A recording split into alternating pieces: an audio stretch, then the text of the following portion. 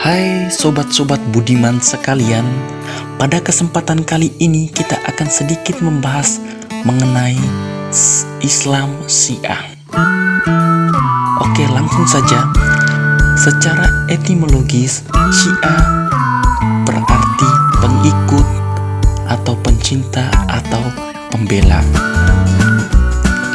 Syiah adalah salah satu aliran dalam Islam yang berkeyakinan bahwa yang paling berhak menjadi imam sepeninggal Nabi Muhammad adalah keluarga Nabi sendiri, yakni Abbas bin Abdul Muthalib, pamannya, dan Ali bin Abi Thalib yang merupakan sepupu sekaligus menantunya.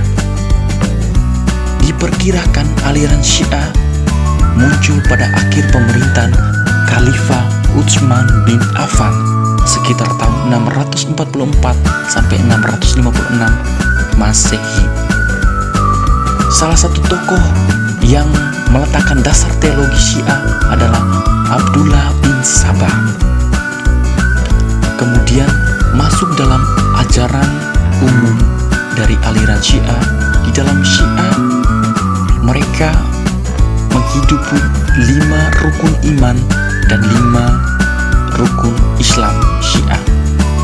5 rukun iman itu mencakup tauhid, yakni keesaan Allah, kenabian, al-imamah mengenai imam, kemudian mengenai kemahaadilan Tuhan, dan juga mengenai hari akhir. 5 rukun yang mereka jalani di dalam Islam Syiah mencakup sholat, puasa, zakat, haji, dan juga wilayah. Selain itu, di dalam aliran Islam Syiah sendiri terdapat juga beberapa aliran lain seperti Syiah Syabiyah, Syiah Kasyaniyah, dan Syiah Karamitah. Selanjutnya teman-teman, berkaitan dengan perkembangannya di Indonesia, aliran Syiah sudah masuk ke Nusantara sejak tahun 800-an Masehi.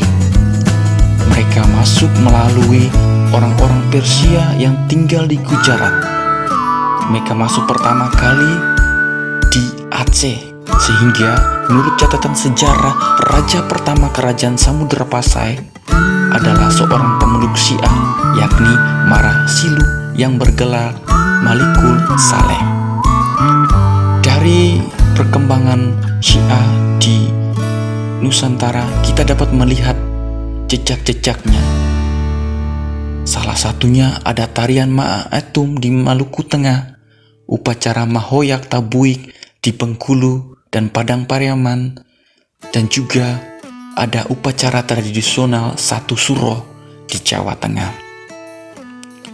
Kemudian mengenai pembahasan kita berkaitan dengan ajaran agama dan juga Pancasila, bagi sebagian orang mungkin menganggap Islam Syiah itu sesat.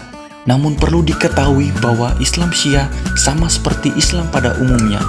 Mereka mempercayai Muhammad sebagai nabi dan juga menggunakan Al-Quran sebagai kitab suci mereka.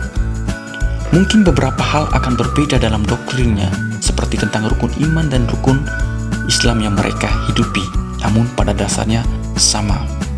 Sehingga Islam Syiah sebetulnya bukan menjadi sekte yang berbahaya bagi kedaulatan negara kesatuan Republik Indonesia. Ajaran-ajaran Syiah pada dasarnya tidak menentang sila-sila Pancasila seperti ketuhanan yang Maha Esa, karena mereka juga mengakui keesaan Tuhan dalam rukun iman mereka. Mereka juga menjunjung tinggi prinsip nilai hidup dan hubungan dengan orang lain di sekitar mereka. Hal ini tentu bersumber dari ajaran Nabi dan juga Al-Quran sendiri. Misalnya, ajaran tentang rahmatan li al-alamin, mengenai rahmat bagi sekalian alam. Setiap orang dipanggil untuk membagikan rahmat Allah bagi siapa saja. Selanjutnya, kita dapat membuka surat Al-Imran yang mengajarkan untuk senantiasa berpegang teguh pada Tuhan dan jangan pernah terpecah-pecah dan saling berselisih, atau surat Al-Hujarat yang mengajarkan bahwa Allah menciptakan kita untuk saling mengenal satu sama lain. Di dalam Islam juga mengajarkan sifat-sifat ketulusan, kejujuran, keikhlasan, keadilan, dan juga toleransi. Oleh sebab itu, teman-teman sekalian, kita perlu sadar bahwa di dalam kehidupan bersama selalu ada perbedaan. Ini adalah realitas kita. Islam Syiah menjadi salah satu dari keberagaman itu. Oleh karena itu, semoga kita semua hidup rukun dan damai dalam satu keluarga besar Negara Kesatuan Republik Indonesia dengan saling menghormati satu sama lain.